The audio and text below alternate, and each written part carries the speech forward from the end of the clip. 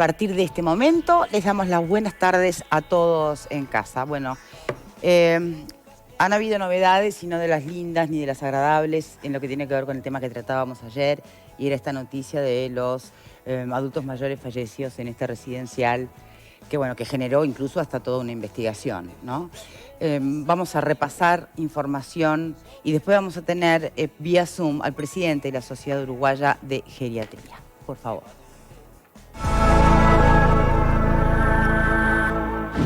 En el hogar Victoriano Sosa, en la capital de Río Negro, un interno falleció en la noche del martes y otra a las 2 de la mañana de este miércoles. La cifra de muertes llegó a 20 por el brote de COVID-19. Quedan allí 47 adultos mayores. Desde hace pocos días están separados los 16 que dieron positivo de los 31 que dieron negativo. Además, 18 funcionarios, incluida la directora del centro, están contagiados.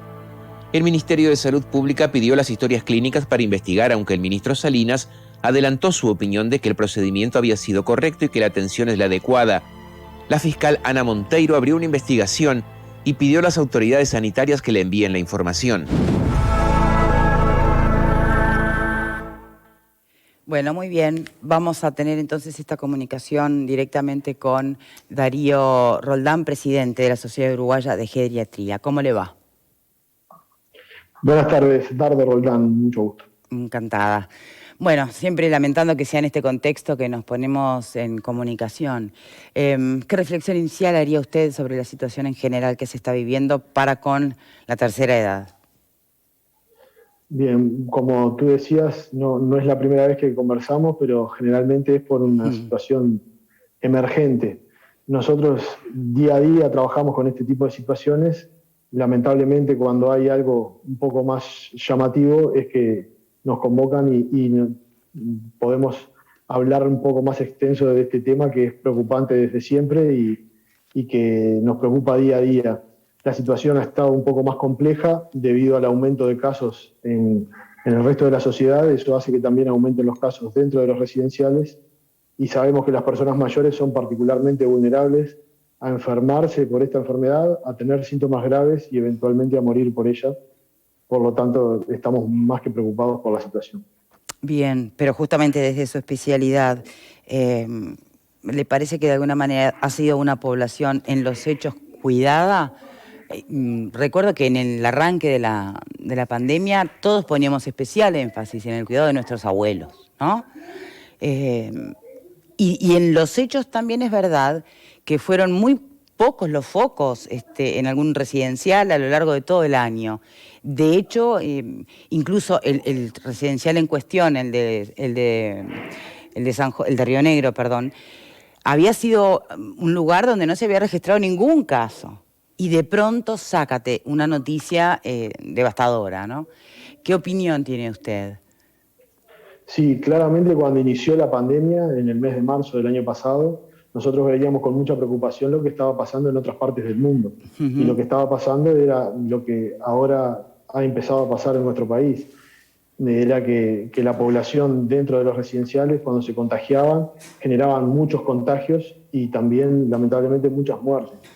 Durante todo este año se hizo un trabajo muy duro para evitar que el virus ingresara a las residenciales. Incluso en algunos momentos ese trabajo fue hasta cuestionado y puesto en dudas las medidas, si convenía o no que las personas recibieran visitas, que ingresara personal externo al residencial, y todas esas medidas, tanto las que adoptadas por los residenciales, por los directores técnicos y sobre todo por las autoridades sanitarias y los prestadores de salud, hizo que cuando aparecía un caso dentro de un residencial o un síntoma sospechoso, se pudiera actuar rápidamente, poner en marcha los protocolos y evitar que los contagios se hicieran mayores dentro de las residencias y evitar así muchas muertes. Lamentablemente, actualmente, con el aumento de casos y el aumento de la circulación del virus, inevitablemente iba a llegar dentro de las residencias y iban a aumentar los casos. Bien, y ahora si me permite ir un poco al grano de todo esto, y tiene que ver con cuándo un adulto mayor en un residencial o cuál es el criterio para que sean internados o no sean internados, para que se les atienda in situ o se les traslade, para que lleguen o no a un CTI, porque un poquito es eso lo que está de fondo en la polémica que generó la noticia de Río Negro, ¿no? Sí, con respecto a eso hay muchas dudas, muchos prejuicios y muchas, a veces, opiniones livianas con respecto a esto. O sea, pero nos interesa la opinión médica, mayores, no los prejuicios de la sociedad, sino la opinión médica. Exacto. La situación de las personas mayores que están en los residenciales es muy variada. Hay personas que están muy bien desde el punto de vista físico y desde el punto de vista mental, pero también debemos decir que la mayor parte de las personas que están en residenciales tienen muchas patologías desde el punto de vista físico y desde el punto de vista mental. Y muchas veces esas personas no pueden tomar decisiones por sí mismas y, por suerte, para esos casos contamos con la opinión de los profesionales que trabajan en el centro y con el apoyo de la familia y con los médicos que se encargan de su atención de los prestadores, ya sea públicos o privados. Entonces, dada una situación, independientemente por COVID o por otra patología, cuando se decide trasladar o internar a una persona, ya sea en un piso de medicina o en CTI, la decisión no es a la ligera, es meditada y es consultada con todos los profesionales y con todos los actores del caso. Y con respecto a la internación, sí o no en CTI, eso también depende de muchas cosas. Fuera de COVID hay muchas patologías y muchos pacientes que no tienen criterios de ingreso a CTI por no beneficiarse de esa actuación. Y no es solo porque son grandes, son viejos, ahí está. o no les va a hacer bien. Eso es clave lo que está diciendo. En tela de juicio. Sí. Perdón, eso justamente es clave, porque por allí se creía o se interpretaba que el criterio de selección tenía más que ver primero con la edad, después con el tipo de patología, y en realidad ni uno ni otro. Exactamente. Es la potencialidad de recuperación que tiene el paciente. Obviamente que la edad va a jugar un rol, y ni que hablar que la comorbilidad de otras enfermedades, pero no es el criterio que se utiliza, ¿verdad? No, incluso actualmente en nuestro país se emitieron criterios para que se hicieran públicos del Ministerio de Salud Pública, sí. Del Ministerio, también desde la Sociedad de Medicina Intensiva, criterios de inclusión a CTI, o sea, los criterios de ingreso, y no son exclusivos para las personas mayores. Pero uno de esos criterios es que la edad cronológica solo no es criterio de exclusión, sino que hay que tener en cuenta otro montón de cosas para ver si esa persona se beneficia del ingreso primero a un hospital y luego eventualmente a un CTI. O sea, que te puede pasar de que tengas, que tu abuelo tenga 90 y lo internaron en un CTI, y te puede pasar a otro que su abuelo tenga 90 y no lo internaron. Y no es porque tuviera 90, es porque tal vez... Puede pasar con una persona de 70 y que no tenga los criterios de ingreso. Exacto. La edad sola la edad por sí sola no es un criterio de exclusión de CTI. Bien. Sí, en estos días lo que hemos visto, o lo que se ha visto, los médicos estamos hablando mucho en los medios de prensa por algún elemento de saturación del sistema de salud. Bueno. Y esto es una muestra más de ello. Bien. Ahora, supongo yo que los criterios rigen igual para situaciones con saturación o sin saturación, ¿o no? Exactamente. Sí, claro. Por eso yo ponía el ejemplo claramente de que independientemente de si es por COVID o no, antes de la pandemia ya existían esos criterios de ingreso. Ahora están en la opinión pública porque siempre desde que empezó la pandemia se temió por la saturación de los CTI y ante la situación de tener que optar entre un paciente u otro, esos criterios se ponían un poco más de manifiesto, pero en realidad eso siempre estuvo y a veces, dada la situación clínica del paciente, muchas veces no trasladarlo es lo indicado. Bien. Y cuando hablamos de tratamientos, como puede ser la intubación cuando es requerida, ¿no? ¿Cuál es el criterio para entender el límite entre lo que es un tratamiento requerido y lo que ya podría considerarse como encarnizamiento terapéutico? No, por eso volvemos a lo mismo. Son personas que potencialmente se pueden recuperar de lo que les está pasando. Hay personas que lamentablemente por su situación clínica, por más que se hagan un montón de cosas, no van a revertir el cuadro que les está quejando. Entonces ahí es donde se ponen en juego todos los criterios y las evaluaciones, tanto de los médicos en el residencial como de los médicos que puedan recibirlo en una puerta de emergencia o en una sala, y luego los que están en CTI. Bien. Recuerdo muy al principio, a entrada la pandemia, pero al principio se tenía especial cuidado o el gran desafío era cómo evitar que psicológicamente o emocionalmente la población que vive en residenciales no terminara afectada desde ese punto de vista por el aislamiento, por el distanciamiento de sus seres queridos, ¿no? La no visita, la no salida, la contracara del cuidado extremo que había que tener. Hoy, ante estos brotes y estas situaciones, ¿eso sigue estando presente o pasa a segundo plano? Y hay que priorizar otra vez más el cuidado extremo. Claro, cuando se dan estas situaciones, quizás tanto los pacientes como los familiares y también los funcionarios de los residenciales entienden un poco más las medidas que en principio se tomaban de tratar de limitar mucho el acceso a personas externas a los residenciales. Pero de todas maneras también en los efectos desde el punto de vista mental, anímico y también físico, también nos preocupan no solo en las personas que están en los residenciales, porque también las personas que viven fuera de los residenciales cambiaron mucho más drásticamente su estilo de vida. Claro. Y personas que estaban acostumbradas a tener un vínculo social mucho más fluido, con actividades físicas, actividades laborales, actividades de esparcimiento, de paseo, cambió totalmente, y personas que capaz que viviendo solas hacían todo eso, ahora no lo pueden hacer. Entonces también nos tenemos que preocupar por ese tipo de personas que están en esa situación, más también aparte de las que están en los residenciales. Dardo, ¿advierte usted que esta situación haya generado lo que en criollo diríamos como que envejeció?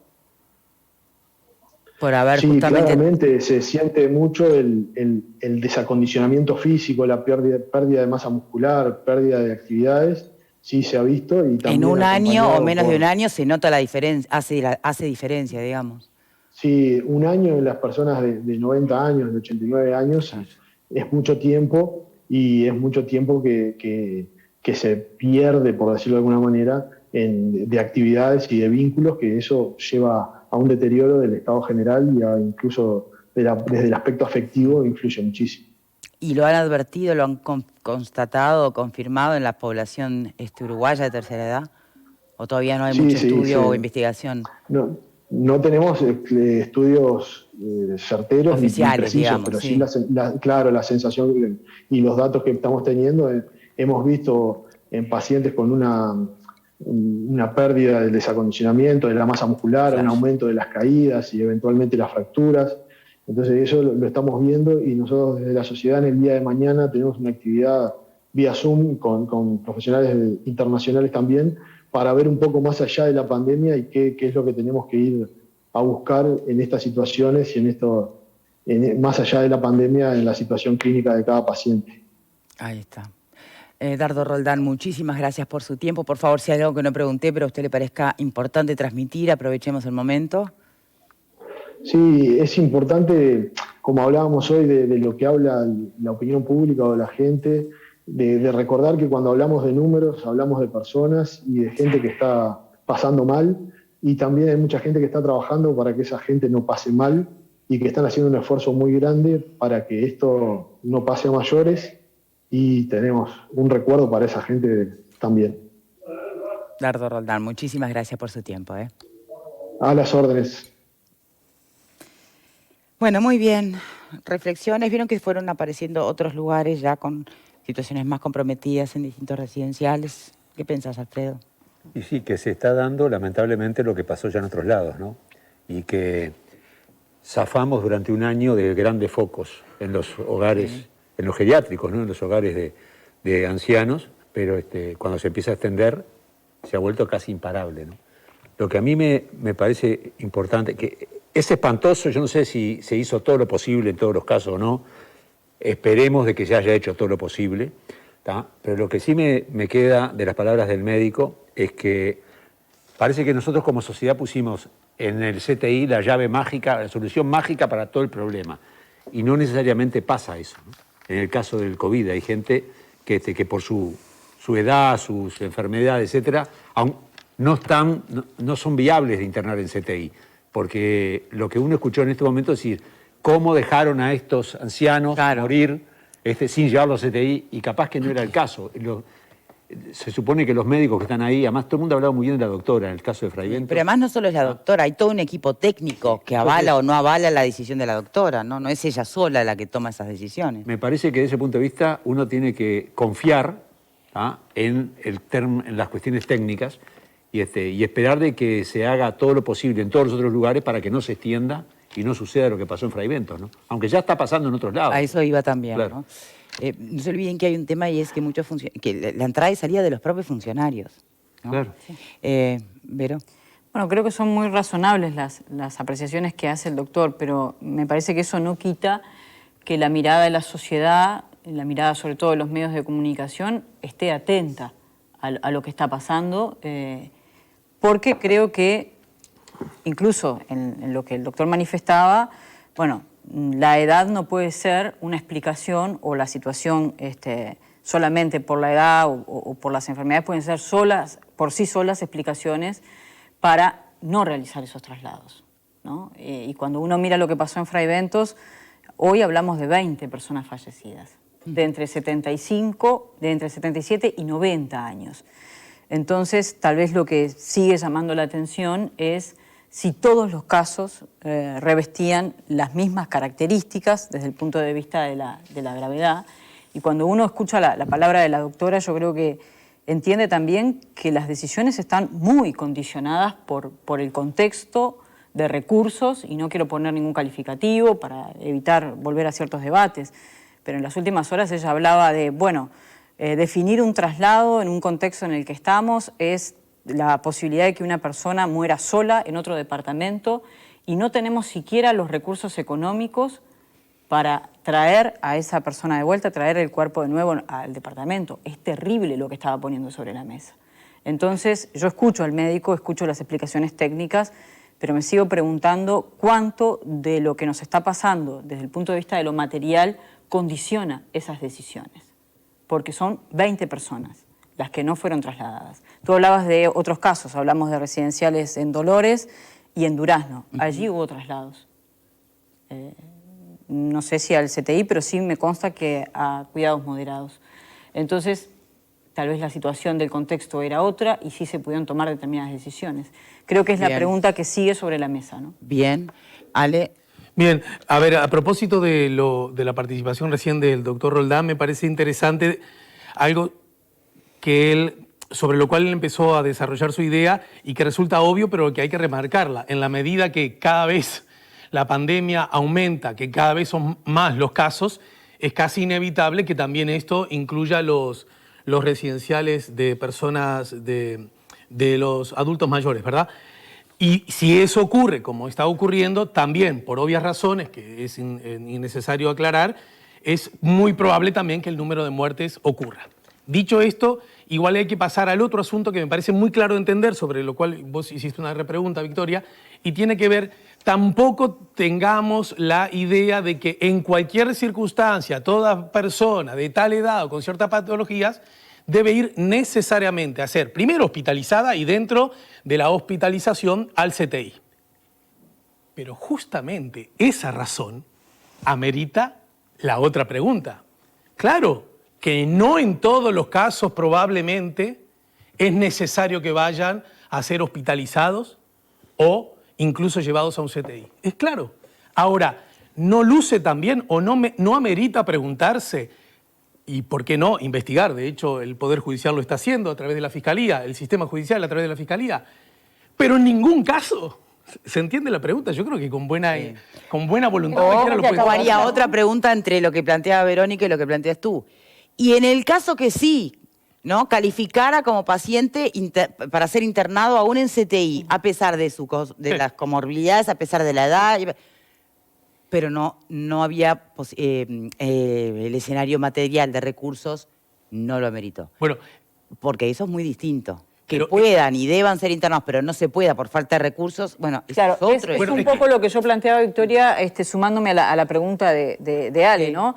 bueno, qué tanto la realidad en la que estábamos, el departamento en el que estábamos, esos kilómetros que ella decía, los recursos económicos, la distancia de la familia, qué tanto incide sobre la decisión médica, que el doctor ha dejado muy clara. Bien. Déjame sobre ese, creo que eso es justamente lo que hay que investigar, con paz, con serenidad, pero sin dictaminar ni inocencias previas ni culpabilidades previas. Bien. El término no es justo. ¿Podés redondear después de la pausa? Sí, sí, claro. Perdóname, pero tenemos que hacer la primera pausa y me voy recordándoles que la línea de aires acondicionados Smart de Enjuta